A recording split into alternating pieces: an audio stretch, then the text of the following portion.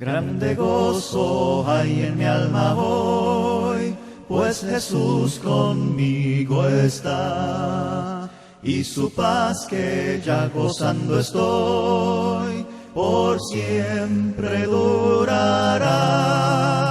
Grande gozo para mí. Bendiciones, que la paz, el amor y la misericordia del Señor sea con todos ustedes, hermanos y amigos. Bienvenidos al estudio doctrinal de este día viernes. Dios les guarde a todos, hermanos de la Iglesia de Cristo en Villa Alemania, hermanos de otras iglesias de Cristo, y un saludo muy especial a usted, amigo, que tiene la oportunidad de estar oyendo este estudio de doctrina. Queremos, antes de entrar al tema que nos corresponde, responder a dos preguntas que nos hicieron en el programa pasado. Nos hicieron llegar dos preguntas. La primera de ellas es acerca del bautismo del Espíritu Santo a los apóstoles el día de Pentecostés. La pregunta es de que recuerde que Pedro posteriormente le dice a los que se iban a bautizar ese día, le dijeron ellos, ¿verdad? Los que estaban oyendo la predicación: varones hermanos, ¿qué haremos? Pedro le respondió, Hechos capítulo 2, versículo 37. Y él le responde en el versículo 38.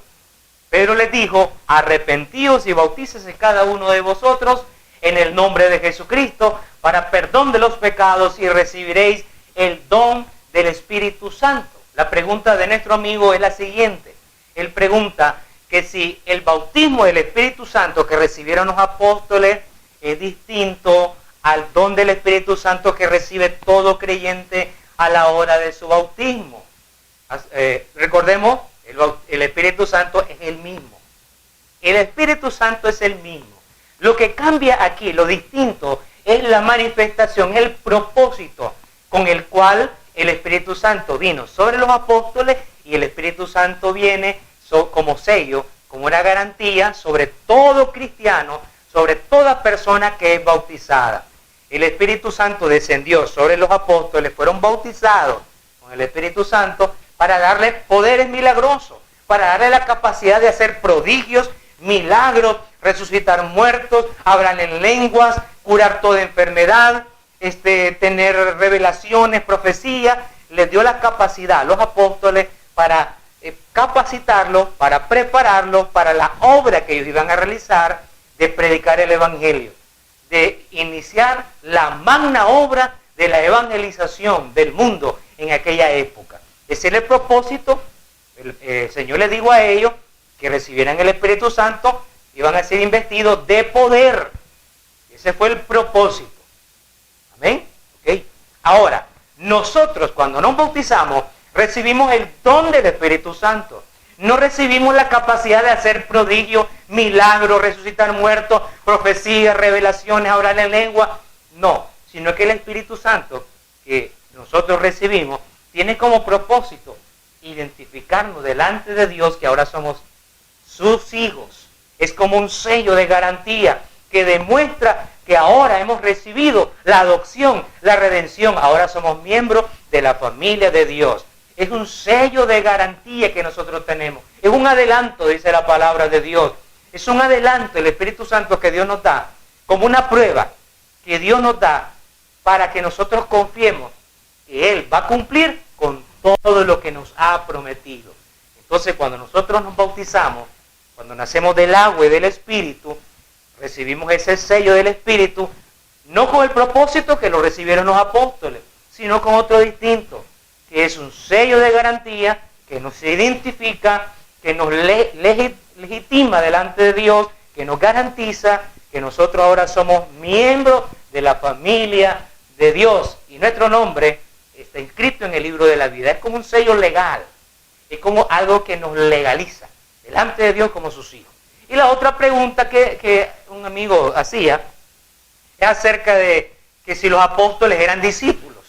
En el Evangelio de Juan, en todos los pasajes que nosotros leímos, en la Santa Cena, en aquella noche en donde el Señor habló con sus discípulos, el Evangelio de Juan, desde el capítulo 13, esa conversación que tuvo el Señor con sus discípulos, desde el capítulo 13 del Evangelio de Juan hasta el capítulo 17, durante esa conversación, el escritor inspirado llama a los 12 apóstoles, también les llama discípulos.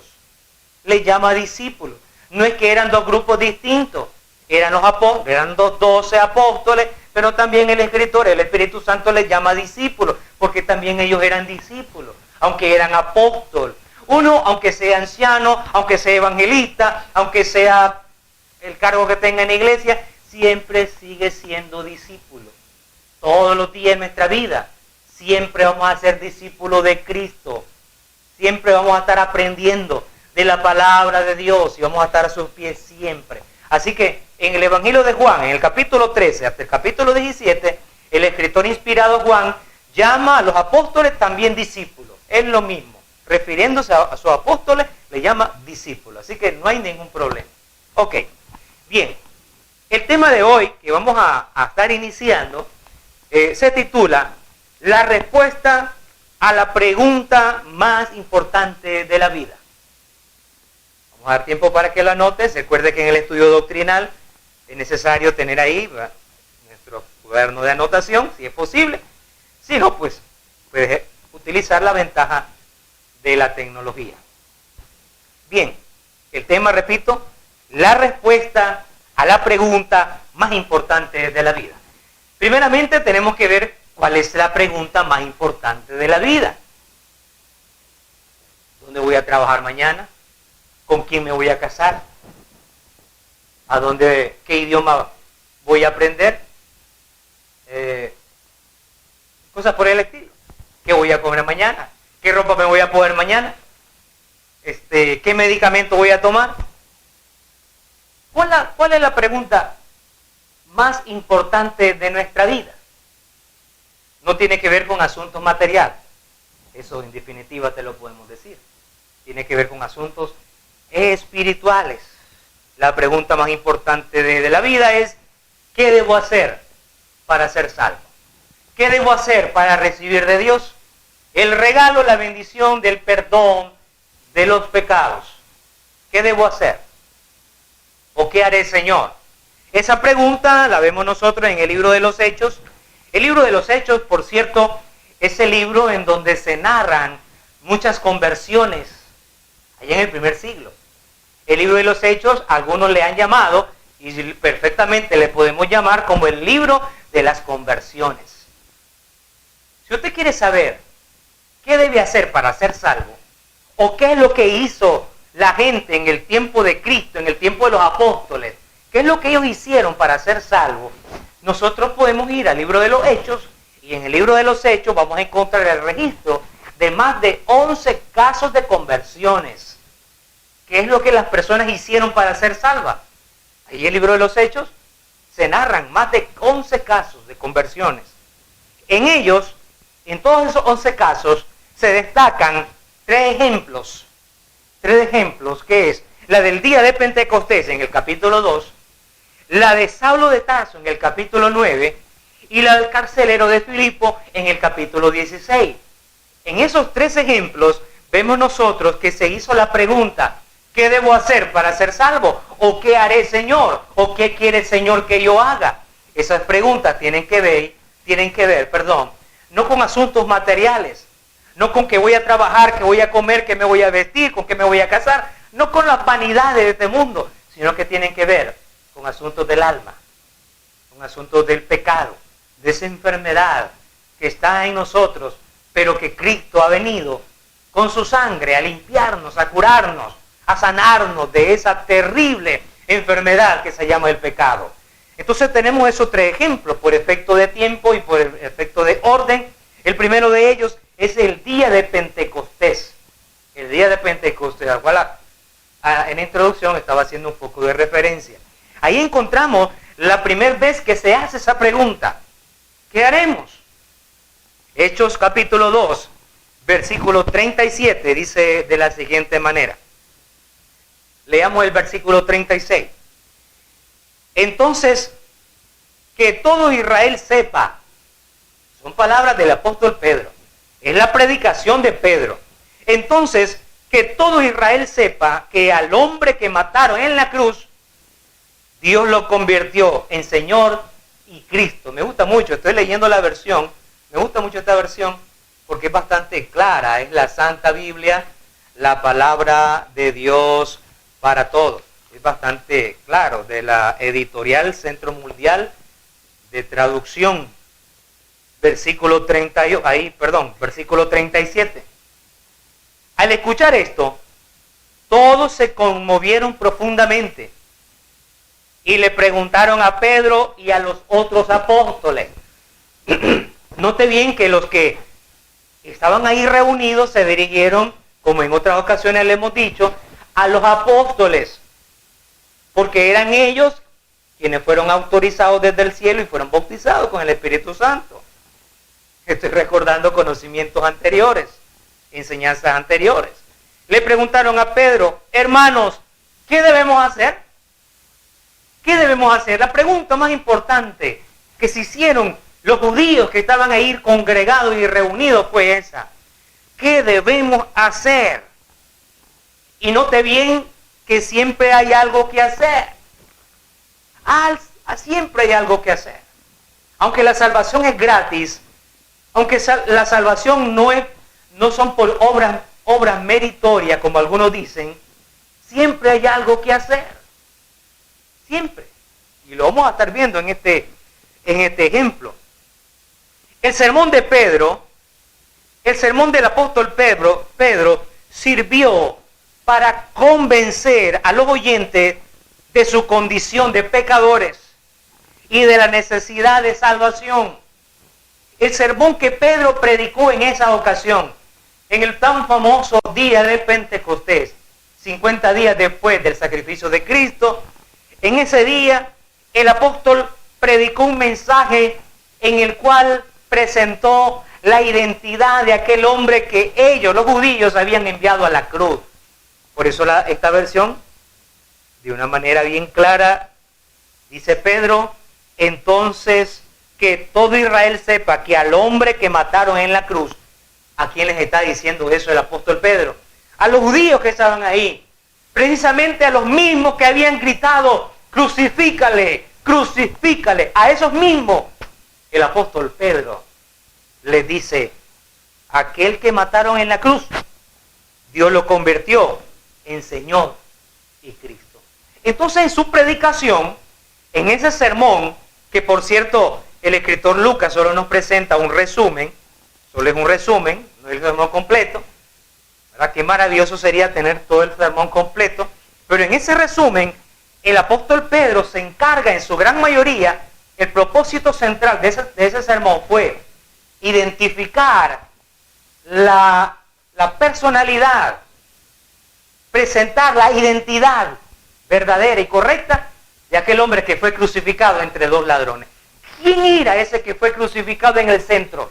¿Quién era ese hombre? En su sermón, Pedro se encarga de decirle a los judíos, identificar a los judíos, que ese hombre verdaderamente era el Cristo, el Mesías tan esperado, que ellos lo esperaban tanto que lo habían mandado a la cruz. El apóstol Pedro entonces les está señalando a su pecado, les está convenciendo, lógicamente, con el Espíritu Santo, y así lo había dicho el apóstol allá en el Evangelio de Juan, que el Espíritu Santo iba a convencer al mundo de justicia, iba a convencer al mundo de su error. Y eso es lo que estaba haciendo a través de Pedro ese día. El Espíritu Santo estaba convenciendo a los judíos, diciéndoles que habían cometido el peor error de su vida, que habían matado al que Dios había mandado para salvarles, para ser su libertador, para ser su Mesías, para ser su Salvador. Lo habían mandado a la cruz del Calvario. Ese fue el mensaje central del apóstol Pedro. El propósito central de ese sermón fue precisamente que ellos creyeran que ese hombre que había sido crucificado en medio, aquel que ellos mismos habían dicho, crucifícale, que ellos creyeran que ese hombre era el Salvador del mundo. El Salvador del mundo. Entonces el apóstol Pedro presentó varios argumentos. El primero de ellos fue el argumento de la palabra, las profecías que se estaban cumpliendo en Jesucristo. Está también el argumento, la demostración de los milagros que Jesús hizo. eran parte de la demostración de Dios, diciendo que ese hombre era verdaderamente el Mesías. Y luego finaliza el apóstol Pedro con la prueba final, contundente, la mayor prueba que Dios envió a este mundo para demostrar que Jesús era el Cristo, el Salvador del mundo, como es la resurrección. Por eso es que dice el apóstol Pablo en Romanos 1:4, que es en la resurrección de los muertos, que es en esa resurrección de Cristo, en el cual Cristo fue declarado Hijo de Dios con poder. Es como que Dios le diga al mundo, le dijera a los judíos con la resurrección, al resucitar a Jesús de los muertos, es como que Dios le está diciendo al mundo, ¿se fijan? Que ese hombre al cual ustedes nunca le creyeron, ese hombre que durante 3 años y medio aproximadamente les predicó y nunca creyeron en él, ese hombre es verdaderamente el Salvador, el Mesías, el Salvador del mundo. Entonces la resurrección fue esa prueba y Pedro en su sermón se encarga de ello. Y entonces al escuchar ese mensaje, los que eran incrédulos ahora se convierten en creyentes. Ahora entonces, al entender los judíos el graso error que habían cometido, asesinos, no le habían crucificado con sus manos, pero sí habían dado su voto, es que es lo mismo. Hechores y consentidores, era el mismo. ¿Verdad? Entonces ahora, como ellos creen, ¿verdad? Hasta ese momento están creyendo en Jesús, viene la culpa. ¿Qué error cometimos? Matamos a nuestro Redentor, matamos a nuestro Mesías, y por eso viene y le dice, volvieron a ver a Pedro y a los 11 varones hermanos, ¿qué haremos? Le dice, ¿qué haremos? Esa pregunta no tiene nada que ver con asuntos físicos, porque ellos no estaban en ningún peligro. Nadie los tenía con una espada aquí en el costado o en el cuello. No estaba peligrando su vida física, estaba peligrando su vida espiritual. Era un asunto de conciencia. Se sentían tan culpables que se compungieron de corazón. ¿Qué haremos? Ellos creían en el Señor. Y hasta ese momento que le hacen la pregunta a Pedro, note usted bien la respuesta del apóstol Pedro en el versículo 38, y Pedro les dice, cambien de manera de pensar, arrepiéntanse, y de vivir, y bautícense cada uno de vosotros, en el nombre de Jesucristo. Así, Dios les perdonará sus pecados y recibirán el don del Espíritu Santo. Algo muy importante en esto es que aquellos del día de Pentecostés creían en Jesús. Si ellos no hubieran creído en Jesús, no le hubieran hecho la pregunta a Pedro, varones hermanos, ¿qué haremos? Si ellos no hubieran creído que aquel hombre que había sido crucificado, que ellos mismos habían dado su voto, su consentimiento, era el Mesías, entonces ellos no hubieran expresado esa pregunta, esa inquietud, ese sentimiento de culpabilidad. Ellos ya creían. Pero note bien que el apóstol Pedro no les dice a ellos, ¿qué haremos? Pero no les dice, no tienen que hacer nada. Como muchas veces hoy se predica ese evangelio de la gracia barata. Así le llamamos una gracia barata. Dice, no tenés que hacer nada. Eso es absolutamente falso. De toda falsedad. Ese es uno de los engaños más grandes del maligno. Dice, no tenés que hacer. Así le dijo Pedro a esos que creían en Jesús. Así le dijo Pedro que para que ellos recibieran el perdón de sus pecados, ya eran, o mejor dicho, esa gente que hace la pregunta, ya eran salvos. Ahora dicen algunos que solo la fe salva. La Biblia en ninguna parte habla de solo fe. No dice la fe, que solo la fe salva, o la fe sola. Esa es una doctrina inventada por aquellos que predican la gracia barata, es una gracia barata. La gracia de Dios que Dios ofrece, siempre hay algo que hacer. Pero volviendo a la respuesta de Pedro, Pedro no les dijo a los del día de Pentecostés, no, ustedes no tienen que hacer nada, ustedes ya son salvos, ya no creyeron. ¿Creen ustedes en Jesús? ¿Creen ustedes que el que fue muerto en la cruz del Calvario era el Mesías? Si creen, eso es todo lo que tienen que hacer. Nada más la fe. Eso es todo lo que tienen que hacer. Así les dijo Pedro. Amigo, religioso, Tú que conoces cierta de la Escritura. Así le respondió Pedro. ¿Ya eran salvos ellos? Así, ¿o acaso Pedro corrigió a los del día de Pentecostés y le dijo, no, y la salvación no es por obra, ustedes no tienen que hacer nada. Si para ser salvo no hay que hacer nada. Así le dijo Pedro. Pedro les dijo, arrepentíos y bautícese cada uno de vosotros. Tampoco Pedro les dijo, ustedes se sienten culpables. Ustedes sienten una culpa en su corazón, se sienten mal, quieren librarse de ese pecado. Pues recen tantos Ave María, recen tanto rosario, hagan tanta penitencia, caminen de rodillas de aquí a tal parte. Le digo así al apóstol Pedro. Le digo así a aquellos que buscaban el perdón de sus pecados. No les digo así. Porque estos ejemplos son cosas que el mundo ha aprendido del error, de la falsedad, para recibir el perdón de sus pecados. El perdón de los pecados no se recibe de esa manera, rezando tantos Padres Nuestros, tantos Ave María o Rosario, esa cosa por el estilo, no se recibe así. Si usted no es creyente, usted tiene que obedecer el Evangelio. Y si usted ya es un creyente y ha cometido alguna falta, la palabra de Dios te dice que solamente tenemos que orar a Dios. Si usted ya es miembro de la iglesia y usted comete algún error, usted le pide a Dios humildemente, con un corazón humillado, se arrepiente y le pide a Dios en oración que le perdone, y el Señor te va a perdonar de tus pecados. Así es, de sencillo y hasta podríamos decir de simple, la forma como Dios ha dejado para el perdón de los pecados para aquellos que ya son miembros, para aquellos que ya están en la iglesia, Pero volviendo al ejemplo que tenemos aquí, el apóstol Pedro le dio dos mandamientos, le dio 2 ordenanzas. ¿Por qué Pedro no mandó a los judíos que estaban ahí, les mandó a creer? Varones, ¿qué haremos? Pedro les dijo, crean en Jesús como su Salvador. ¿Por qué no les mandó a creer? Porque ellos ya creían. Ellos ya creían en Jesús. Y entonces los apóstoles, siendo fieles a la ordenanza de Cristo, en Mateo 16, 18, en la Gran Comisión,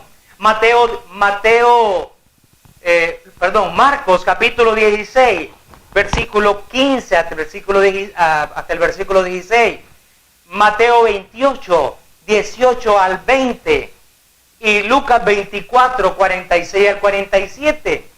En esos relatos sinópticos de la Gran Comisión, el Señor Jesús, por ejemplo, en Marcos 16, 16, les dijo a sus apóstoles, ir y predicar el Evangelio a toda criatura. El que creyere y fuere bautizado será salvo. Pedro estuvo ahí cuando Cristo le dio esa instrucción. Pedro había predicado el Evangelio a los del día de Pentecostés, y los del día de Pentecostés ya creían.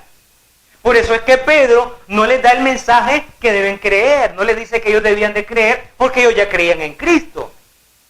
Pedro lo que hace es mencionarles lo que les hace falta, lo que les hacía falta hacer. ¿Qué les hacía falta hacer? Les faltaba el arrepentimiento y les faltaba el bautismo.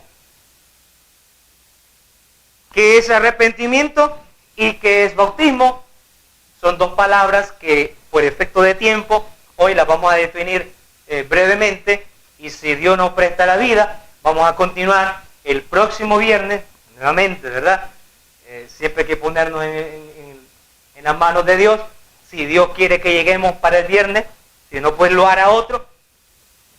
Hay muchos siervos del Señor capacitados para hacerlo, lo puede hacer otro, lleve la palabra, pero si Dios quiere, el próximo viernes vamos a estar dándole continuación a este tema. Pero para finalizar, queremos decir que ese arrepentimiento que el apóstol Pedro les manda hacer es un cambio de actitud, es un cambio de forma de pensar, es un cambio de actitud, cambio de intención que encausa para bien la dirección de nuestra vida, que lleva en causa, es decir, que nos lleva para una dirección, para nuestro bien. Por eso arrepentimiento significa darle la espalda al mundo, darle la espalda al pecado y volver a ver a Cristo y seguir a Cristo.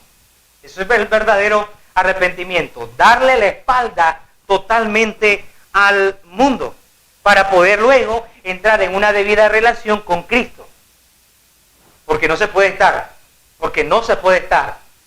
mejor dicho, no se debe estar con el mundo y con Cristo a la vez. No, hay que dejar el mundo totalmente. No puede estar con un pie en el mundo y con otro en la iglesia. Darle la espalda al mundo es morir al mundo y a la vida pasada. Eso es el verdadero arrepentimiento. Cambio totalmente de actitud, de lo malo del mundo hacia lo bueno, hacia Cristo, su iglesia y su reino. Y luego el apóstol Pedro les manda a bautizarse. Recuerde bien que quienes estaban ahí escuchando la predicación de la palabra eran personas adultas.